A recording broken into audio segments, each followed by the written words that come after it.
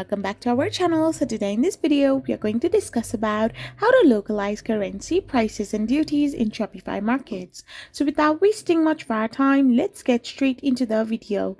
So to localize currency, price and duties in Shopify Markets, all you gotta do is simply go to Shopify. So once you go to Shopify and simply log in into your account, you can simply get started. And now to simply localize your currency, prices and duties in Shopify Market, you need to enable Shopify Payments and then go to settings. So once you're in the settings, tap on markets to manage each of the market.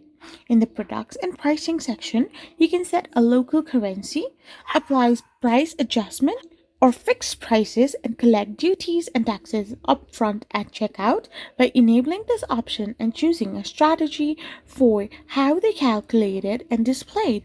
So this is how you can simply do it. I hope you found this video helpful, so don't forget to hit that subscribe button and to give us a thumbs up. We will be back again with more informative videos. Thank you for watching and stay tuned for our next video.